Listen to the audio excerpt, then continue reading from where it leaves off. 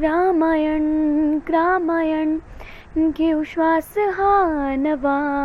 ग्रामायण ग्रामायण घेऊ ध्यास हा नवा. ग्रामायण ग्रामायण. नमस्कार. ग्रामायण प्रतिष्ठानतर्फे जी व्याख्यानमाला सुरू आहे, व्याख्यानमाला म्हणण्यापेक्षा आपण गप्पा टप्पा म्हणायचं, त्यामध्ये आज प्रभावी लोकसंवाद कसा साधावा या विषयावरती मी बोलावाची इच्छा आमचे मित्र अनिल सांबरे यांनी व्यक्त केली. ठीक आहे, सर्व मित्रमंडळींशी या विषयावरती गप्पा मारू. भाषण वगैरे हा प्रकार जो आहे, त्याच्यापेक्षा माझ्या अनुभवातून मी तुम्हाला काही गोष्टी सांगणार आहे. प्रभावी लोकसंवाद कसा साधावा. आता इथे महत्वाचा शब्द कोणता आहे मित्रांनो? लोकसंवाद हा अत्यंत महत्वाचा शब्द आहे. या शब्दाची फोड कशी करायची? लोकसंवाद म्हणजे लोकांशी साधलेला संवाद किंवा लोकांशी साधावयाचा संवाद, लोकांशी करावयाचा संवाद. म्हणजे आपल्याला लोकांबरोबर बोलायचं आहे, साध्या भाषेत बोलायचं. आपण जो विषय ठेवला की प्रभावी लोकसंवाद कसा साधावा, सोप्या भाषेत सांगायचं म्हणजे परिणामकारक कसं बोलावं लोकांशी, आपल्या बोलण्याचा परिणाम कसा होईल, आपण जे काही बोलतो आहे ते लोक योग्य पद्धतीने रिसीव्ह करतायत का, त्यांना ते लक्षात येत आहे का, त्यांना ते आकलन होत आहे का, आपल्या बोलण्याचा काही प्रभाव पडतो आहे का. तसं जर होत असेल तर तो प्रभावी लोकसंवाद. आता एक गोष्ट संवाद या शब्दाबद्दल, संवादला इंग्रजीमध्ये शब्द आहे कम्युनिकेशन, टू कम्युनिकेट, एखादी गोष्ट कोणाला तरी सांगणे.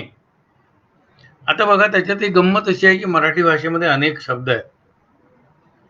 मी आणि माझा एक मित्र आम्ही आपसात बोलतोय, तर आम्ही दोघच जण जर आपसात बोलत असू तर त्याला आपण म्हणतो दोघांचं संभाषण सुरू आहे. दोघांचं संभाषण सुरू आहे. It is a conversation between two friends. तिसरा येऊन जॉईन झाला तरी ते संभाषणच आहे, ते कॉन्व्हर्सेशन. पण ज्या वेळेला मी 20-25 जणांसमोर बोलतोय, पण 15-20 जण जमले आणि मी एकटाच बोलतोय, सगळे जण ऐकतात आहे, तर मग तो संवाद झाला. डायलॉग हाही शब्द वापरतात कधी कधी, पण डायलॉग म्हणजे दोघांमधला, त्या इंग्रजीमध्ये त्याचा अर्थ असा आहे. आपण संवाद हा शब्द या ठिकाणी कम्युनिकेशन या अर्थाने घेतात. लोकांशी कशा रीतीने संवाद साधावा. आता लोकांशी संवाद प्रभावी रीती साधताना ज्या काही गोष्टी लक्षात घ्यायच्या आहेत त्यातला एक एक मुद्दा आपण बघू. क्रमांक 1, लोकांशी प्रभावी जर संवाद साधायचा असेल तर तो शक्यतोवर लोकभाषेतच साधला पाहिजे. लोकभाषा हा शब्द मी वापरला आहे. आता लोकभाषेमध्ये बोलायचं म्हणजे काय? बोलीभाषेत बोलायचं का,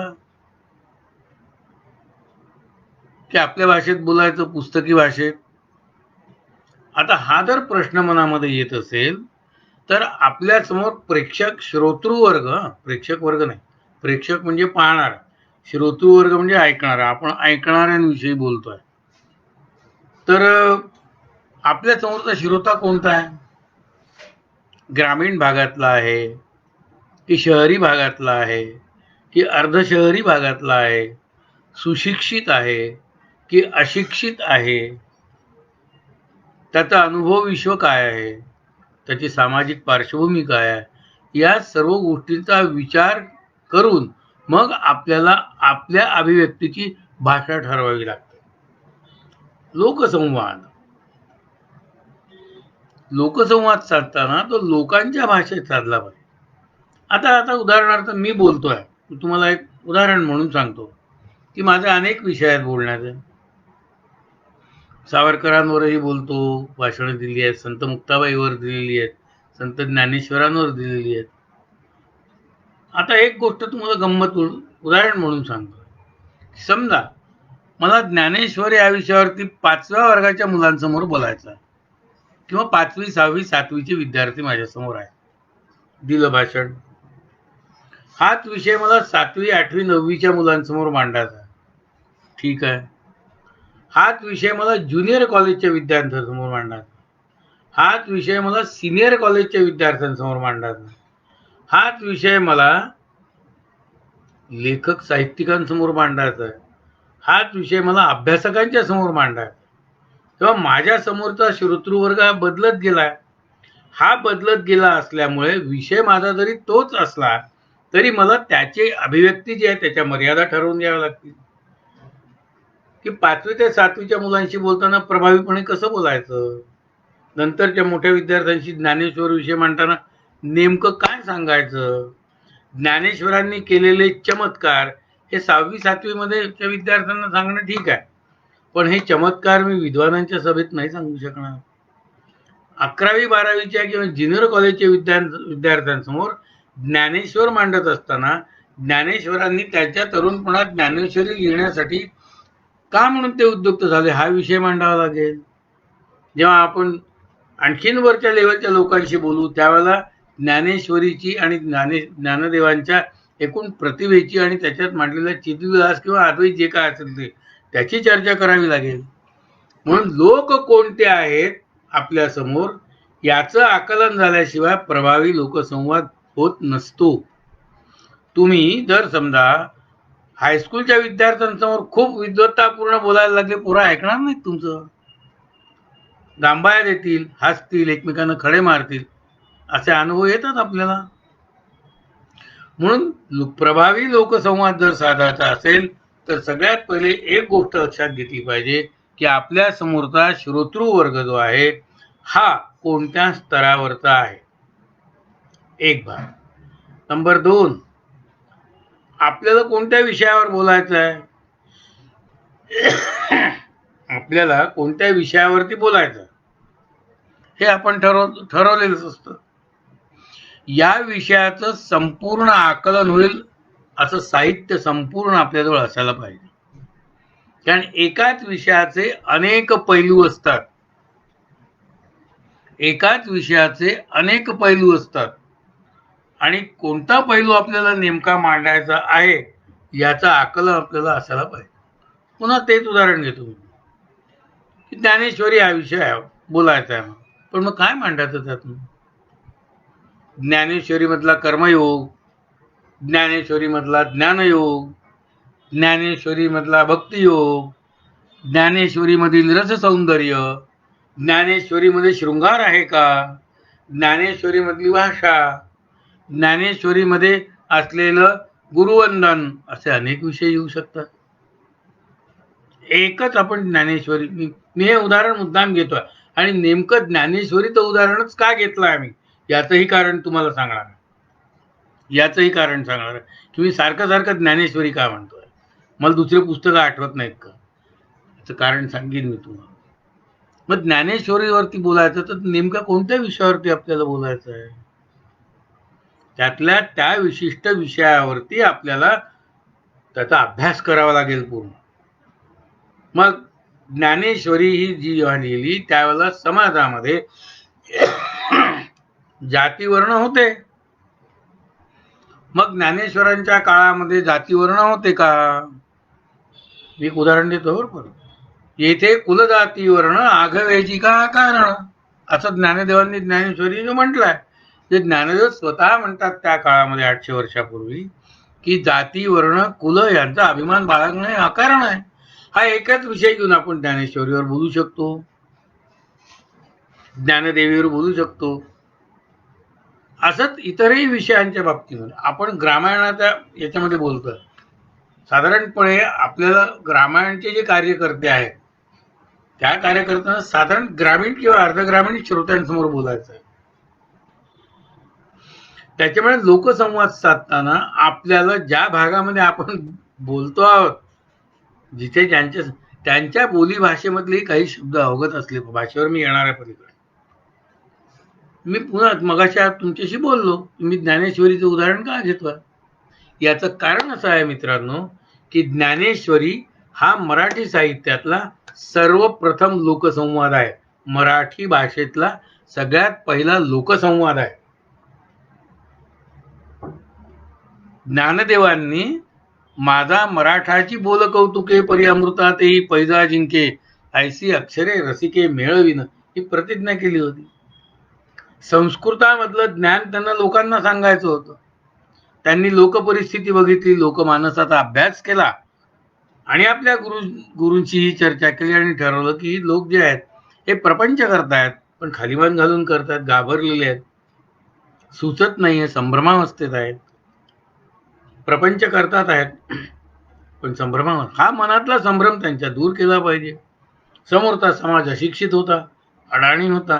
मी हा शब्द त्या काळाच्या संदर्भात वापरतोय बरं, 700 वर्षापूर्वीच्या काळाच्या संदर्भात. म्हणून कोणत्याही साहित्याचं मूल्यमापन करायचं असेल तर ते कोणत्या काळात लिहिला गेलेला आहे या काळाचा संदर्भ विसरून जाता कामा नये. त्या काळामध्ये ज्ञानदेवांच्या समाज हा अशिक्षित होता, अडाणी होता. वर्णवर्चस्ववादी लोक त्यांना ताडायचे, छळ करायचे. प्रत्यक्ष ज्ञानदेवांनी छळ सोसलाच की नाही. मग त्याच्या लक्षात आलं की नाही, असं करून उपयोग नाहीये. आता आपण असं करू की हे संस्कृतामधलं जे ज्ञान आहे हे ज्ञान आपण एतद्देशीय भाषेत आणलं पाहिजे, आपल्या भाषेत लोकांना समजवलं पाहिजे. ज्ञानेश्वरांनी ज्ञानेश्वरी लिहिली नाही, didn't write it, he told it. ते बोलले आहेत, त्यांनी सांगितली आहे. पैसाच्या खांबाला टेकून ते बसायचे आणि ते सांगायचे आणि हरिहरपंत लिहून घ्यायचे. सांगितली आहे, संवाद साधला आहे. मला हा शब्द महत्वाचा वाटतो.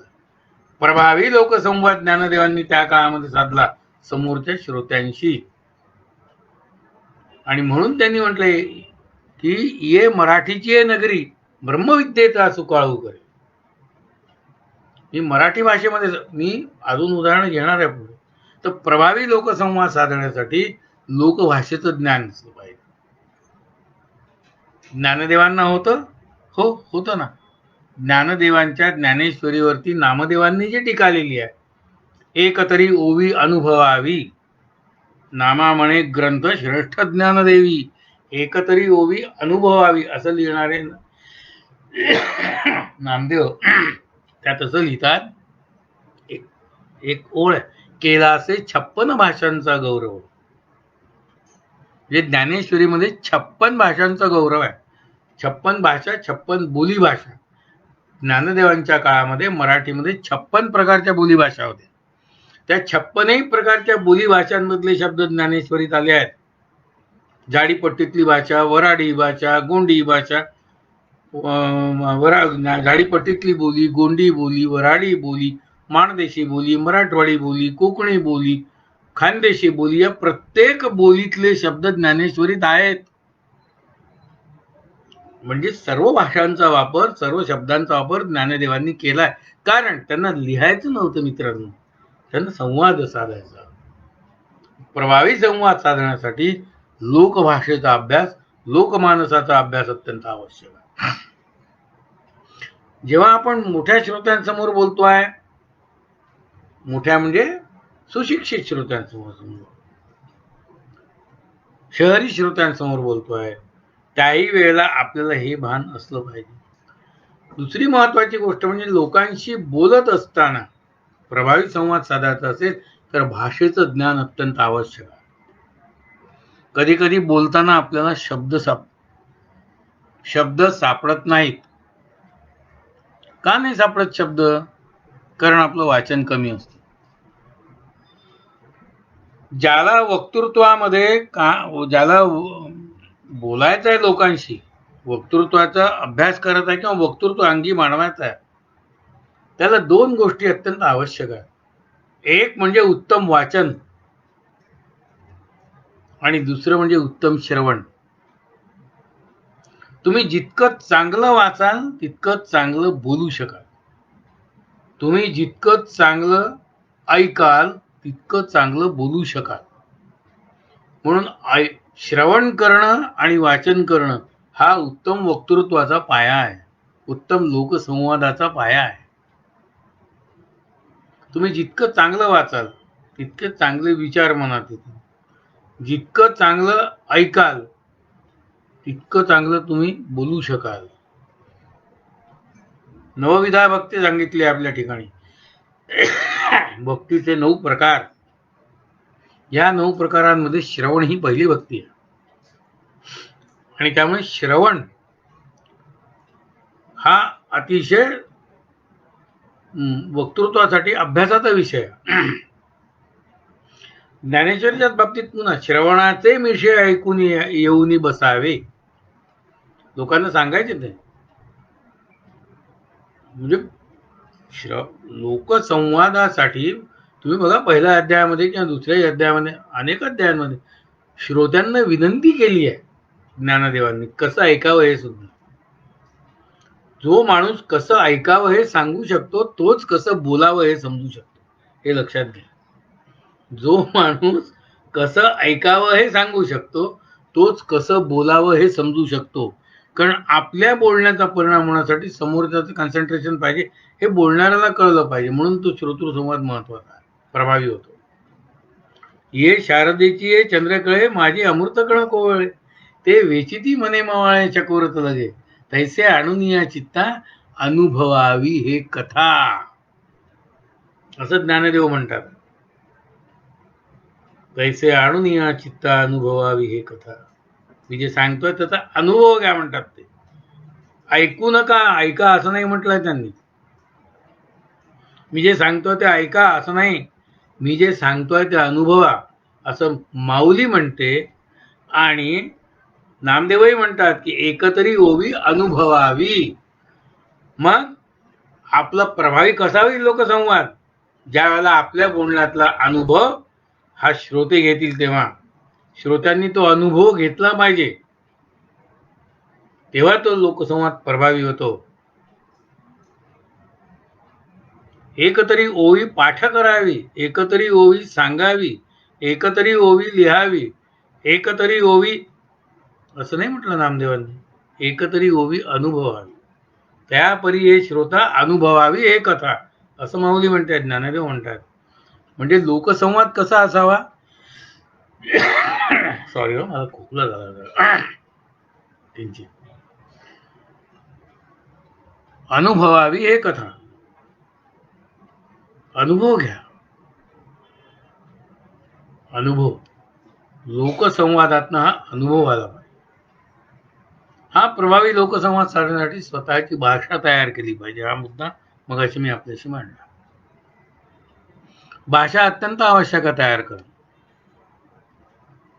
आणि भाषेचे अनेक विभ्रम असतात. आता ज्याला लोकसंवाद साधायचा आहे किंवा वक्तृत्व हा शब्द वापरतो, प्रभावी वक्तृत्व पाहिजे की मी जे बोलतोय ते. मग नवागतांनी कसं करायचं? नवीन आहे बाबा, आम्ही अगदी कॉलेजमध्ये शिकतोय किंवा शाळेत. आपल्याला जे बोलायचं ते पहिले लिहून काढलं पाहिजे. आपल्या मनात जे आहे, आपल्या डोक्यामध्ये जे आहे ते सगळं पहिले लिहून काढायचं आपल्या भाषेत. ते लिहून काढल्यानंतर ते पाठ करा. मी प्रिलिमिनरी जे म्हणजे विद्यार्थी आहेत किंवा जे बोलण्याचा सराव करणार आहेत, ज्यांना पुढे बोलायचं आहे, आपलं भाषण 10 वेळा म्हणून बघा. मी तर तुम्हाला सांगतो, माझ्या विद्यार्थी दशेमध्ये मी प्रभावी लोकसंवाद किंवा भाषणासाठी म्हणून आरशासमोर प्रॅक्टिस केलेली आहे. वर्तमानपत्रातले अग्रलेखचे अग्रलेख पाठ करून ते म्हणून बघितलेले आहे. याच्याशिवाय तुम्हाला लोकसंवाद साधता येत नाही. लोकांशी जर संवाद साधायचा असेल तर तुम्हाला स्वतःची भाषा जी आहे तिच्यावर कंप्लीट कमांड असली पाहिजे, भाषेवर पक्की मांड असली पाहिजे. चुकून सुद्धा एखादा चुकीचा शब्द हा जायला नको तोंडातून बाहेर. कधी कधी स्लिप ऑफ टंग होते. माझ्याही बाबतीमध्ये 1-2दा या गोष्टी घडलेल्या आहेत, नाही अशातला भाग नाही. आत्मविश्वास जरूर असावा बोलताना, पण ओव्हर कॉन्फिडन्स नसावा, अति आत्मविश्वास नसावा. अति आत्मविश्वास हा घातक असतो. बोलताना आत्मविश्वास पाहिजे. मी जे बोलतो आहे ते मला पूर्णपणे समजल्याशिवाय मी दुसऱ्याला समजू शकणार नाही. म्हणून बोलणं हे पोपटपंची नको, पोपटपंची नको. आपण समजून मग आपल्या भाषेमध्ये मांडायचं. भलेही वाटलंच आपल्याला पहिल्यांदा त्रास होतो सगळं बोलताना मांडताना, पण हळूहळू ही सवयीनी कला येते. वक्तृत्व हा अभ्यासाचा विषय आहे.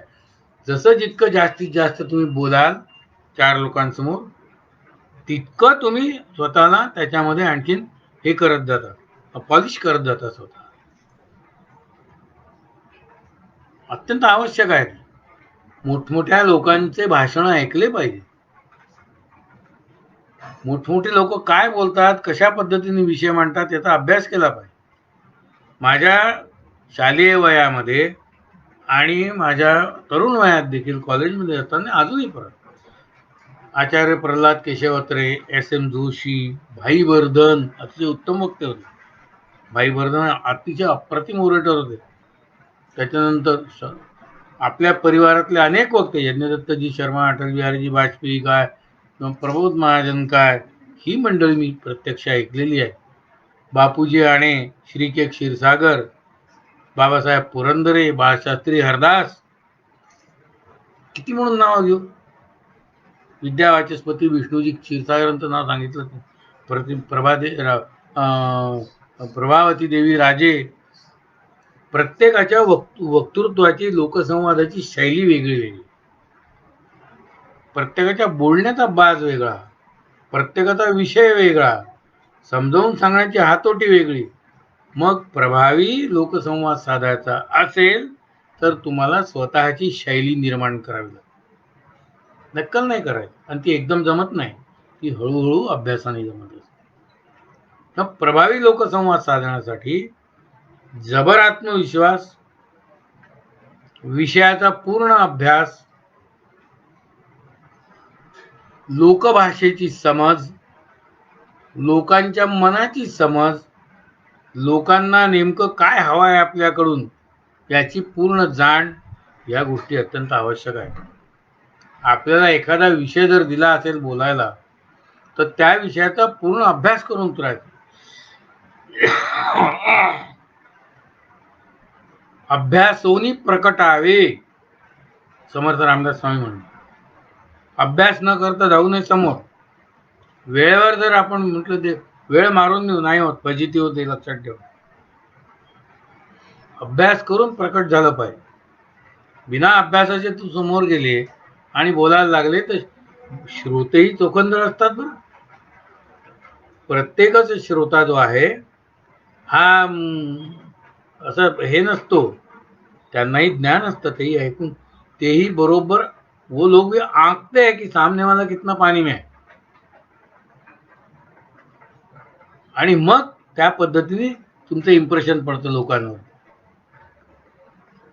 भाषण वाचण्याबद्दल मी मगाशी म्हणालो, तुम्हाला प्रारंभीच्या काळामध्ये हे करावं लागतं, पण बोलताना आपण जेव्हा प्रारंभीच्या काळामध्ये कागदावर वगैरे असं लिहून आणतो ना, त्याला खूप अलंकारिक बोलतो. असं अलंकारिक लोकसंवादाच्या वेळेला बोलू नये. काही गरज नाही. आता मी सूत्रसंचालन करतो अनेक कार्यक्रमात, अतिशय साध्या आणि सोप्या भाषेत बोलावं लोकांची, काही गरजच नाही. खूप जडजंबाल अलंकारिक, पाऊस आणि पाणी, हिरवळ, चंद्रन, तारेन, दगड धोंडे, काही गरज नाही. साधं सोपं लोकांच्या पचनी पडेल असं पण प्रभावीपणे बोललं. हे सवयीनी साधतं, हे सवयीनी येतं. लोकांशी बोलणं, मग मोठे मोठे वक्तव्य. महात्मा गांधी, तुम्ही भाषण ऐकलेत ना रेकॉर्डेड, महात्माजी वक्ते होते का दांडगे? मुळीच नव्हतं. असं काही मुलूक मैदान वक्तृत्व नव्हतं महात्माजींचं जे आपण ऐकलंय ते याच्यामध्ये ऐकतो आपण. आहेत महात्माजींची भाषणं, व्हिडिओज आहेत अवेलेबल, पहा बरं तुम्ही. महात्माजींची भाषणं का असे मुलूक मैदान तोप होती का? नाही. धडधड धडधड बोलून राहिले, प्राणा भीमदेवी ताटात कधीच नाही. ठाय लईत शांतपणे समोरच्याचं मन जाणून हजारो लोक असायचे, किती शांतपणे बसायचे. तो प्रभाव आहे, तो बोलण्याच्या शैलीचा आणि तो व्यक्तिमत्वाचा प्रभाव आहे. हे महात्माजींचं वक्तृत्व तुम्ही ऐकून, सावरकरांचं वक्तृत्व रेकॉर्डेड आहे, ते ऐका. स्वातंत्र्यवीर सावरकरांचं वक्तृत्वाच्या काही आहे अवेलेबल, ते ऐका तुम्ही. असं जळजळीत भाषण आचार्य प्रल्हाद केशव अत्रे बोलायचे तर असं संपूर्ण सभा अशी धुंद होऊन जायची. अर्थात ही सगळी मोठी माणसं. लोकसंवाद साधण्याचा आणखीन एक प्रकार म्हणजे लेखन. आता लेखन हा विषय या ठिकाणी मी घेत नाहीये, पण लेखन करणे आणि ते वर्तमानपत्रामध्ये विशेष करून तोही लोकसंवाद साधण्याचा एक प्रकार आहे. पण लेखन हे इतकं सोपं नाहीये. लेखणी ही कमवावी लागते, वक्तृत्व ही कमवावं लागतं आणि हे शिकावं लागतं. हे शिकण्यासाठी कोणासमोरही झुकण्याची तयारी पाहिजे. प्राचार्य राम शेवाळकरांचे माझे फार घनिष्ठ संबंध होते, मित्रमंडळींना माहिती आहे सगळ्यांना. त्यांचं एकही भाषण शक्यतोवर मी चुकवत नसतो. एखाद्या विषयाची मांडणी करण्याची त्यांची जी हातोटी होती ती अप्रतिम होती. भाषातील अर्धासांचं व्याख्यान ऐकलं तेव्हा मी 7वी-8वीत होतो.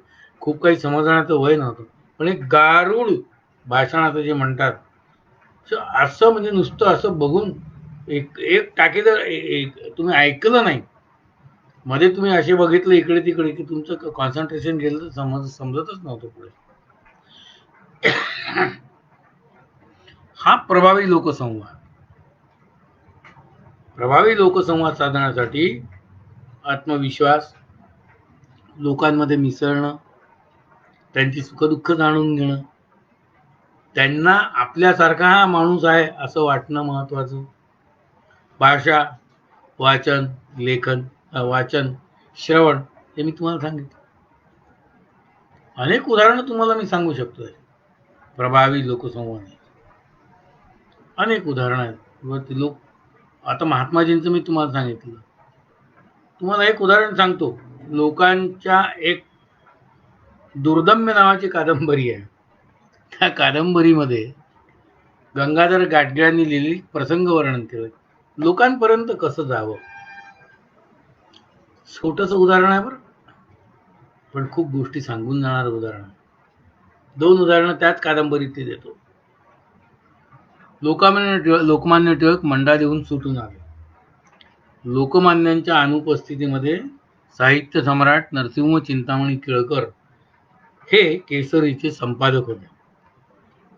आता लोकमान्य सुटून आल्यानंतर अग्रलेख लिहिला नरसोपंत केळकरांनी आणि अग्रलेख लिहून लोकमान्यांना दाखवला की आता हा उद्याच्या अंकामध्ये मी अग्रलेख टाकतो. टिळकांनी अग्रलेख वाचला आणि त्यात काही बदल केला नाही. फक्त नची केळकरांनी अग्रलेखाचं जे टायटल दिलं होतं, तो मथळा दिला होता, तो बदलवला. काय होतं टायटल? नरसोपंत केळकरांनी अग्रलेखाचं शीर्षक दिलं होतं लोकमान्य टिळकांची बंधमुक्तता.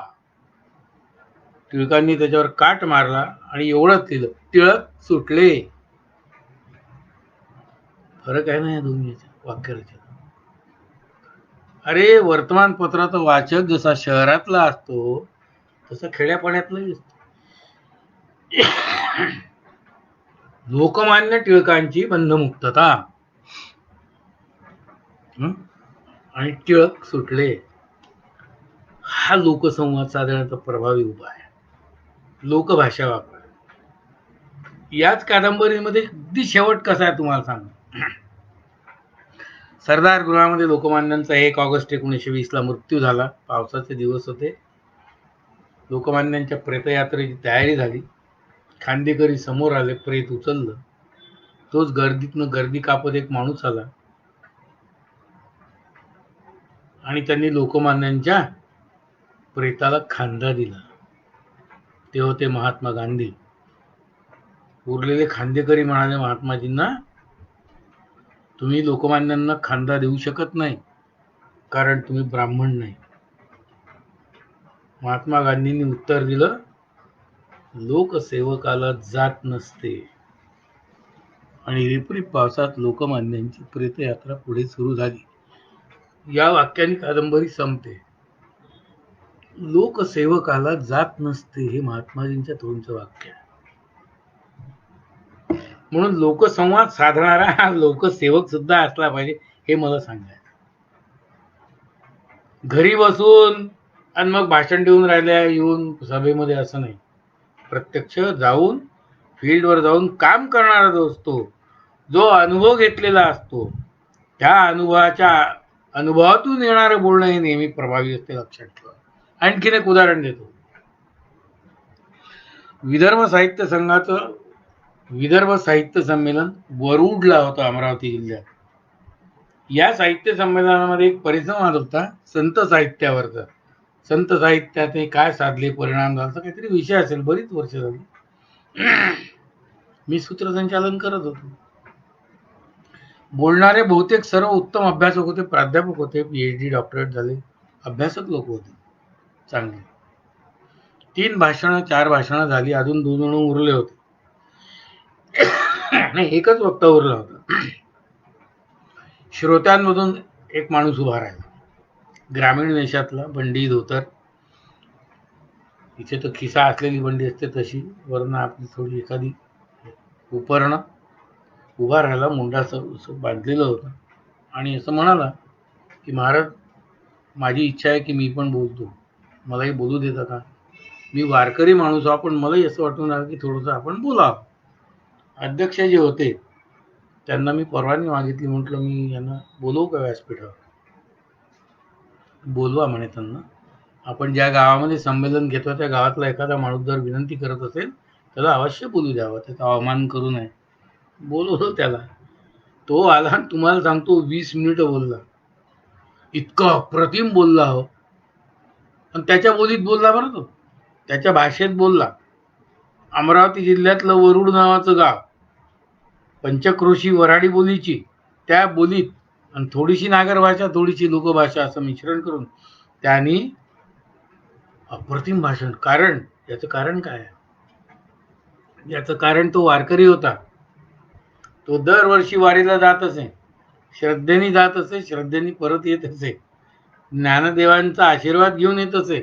तो त्यांनी काही लेखन नव्हते लिहिले का पुस्तक नव्हतं लिहिले, पण अनुभवातनं तो बोलला.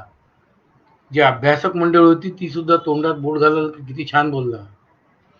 सांगण्याचा मुद्दा हा की पुस्तकं वाचून बोलणे आणि अनुभव घेऊन बोलणे याच्यात फरक आहे बरं. प्रभावी लोकसंवाद साधायचा असेल तर ज्या विषयावर आपण बोलणार आहोत त्या विषयाचं केवळ वाचन नको, केवळ श्रवण नको, त्याचा अनुभव देखील पाहिजे. दुसऱ्याच्या अनुभवावरती बोलण्यापेक्षा स्वानुभवावरती बोललं पाहिजे. ज्या विषयाचा आपल्याला अनुभव नाही त्या विषयाचा अनुभव घेऊन मग बोलायचं. हा जो विषय आहे लोकसंवादाचा, या पद्धतीचा आहे. प्रभावी लोकसंवाद साधण्यासाठी आपल्याला सगळ्यांना या पद्धतीने विचार करा. आपण ग्रामायणचे कार्यकर्ते आहोत. आपल्याला विशेष करून ग्रामीण भागामध्ये सगळे कार्य आपण करतो आहोत, तोपर्यंत माझी माहिती आहे तोपर्यंत. आणि त्यामुळे या लोकांची संवाद साधताना, मंडळींची संवाद साधताना या पद्धतीने अनुभवातून आणि मग अतिशय सोप्या भाषेत समजून सांगितलं पाहिजे. भाषा सोपी, साधी लोकभाषा. आणि बोलताना जसं की आपण गप्पा करतोय, बोलतोय, म्हणजे उगाच तसं बडे जाव दाखवून राहिलो आपल्या भाषेचा, असं नाही. तर मग समजत नाही लोकांना. का सांगता जी म्हणते आम्हाला काही उमजून नाही राहिलं, असं नको. आपल्याला ते त्या पद्धतीने व्यक्त होता आलं पाहिजे. आणि म्हणून मी म्हणालो की आपल्याला संभाषण आणि संवाद या दोन्ही मधला मी फरक तुम्हाला समजून सांगतो.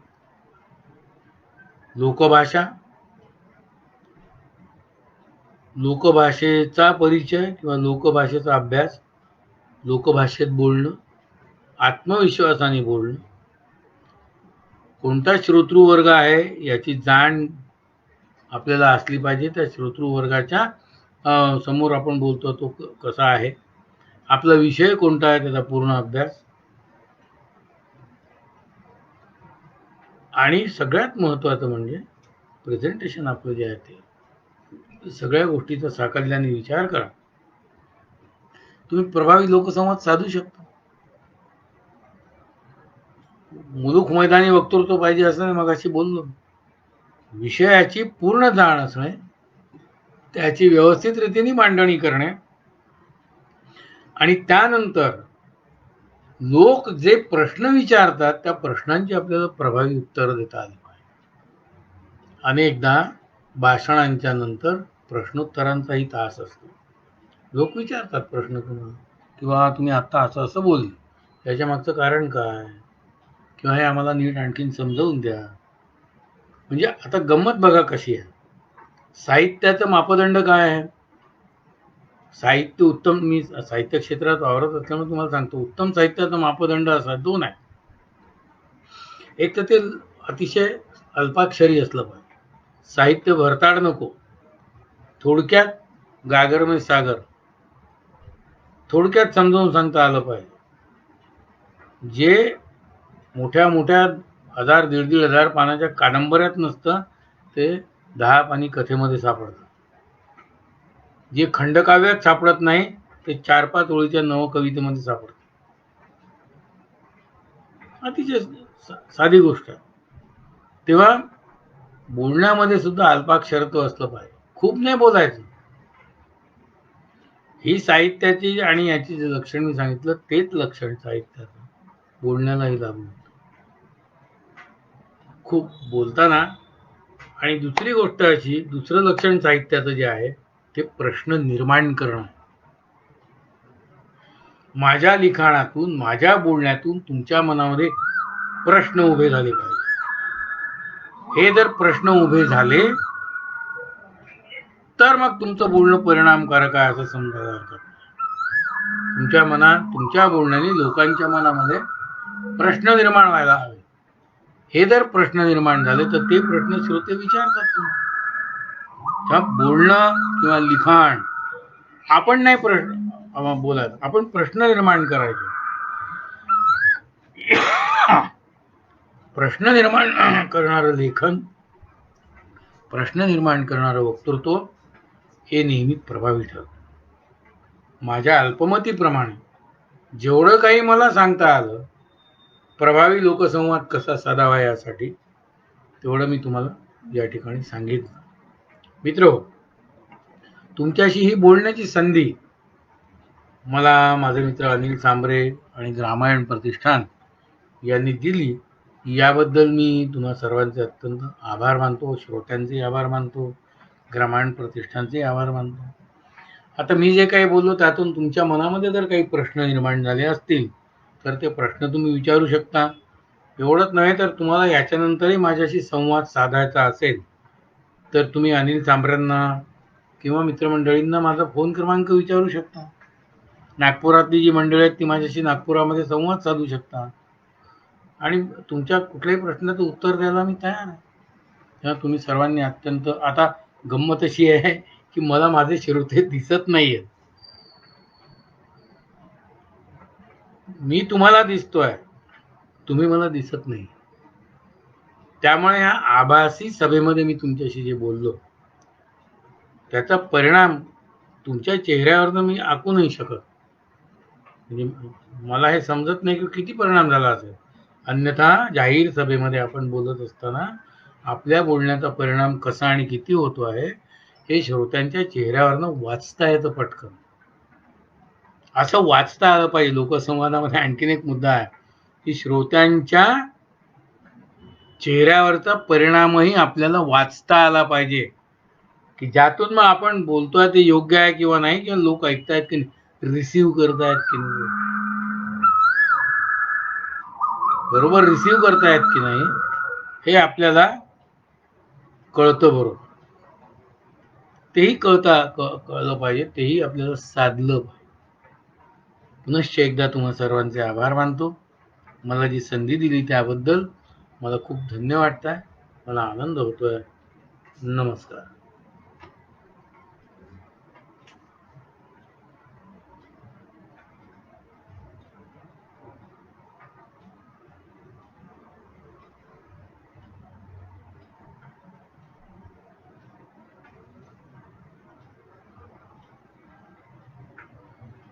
हे बंधू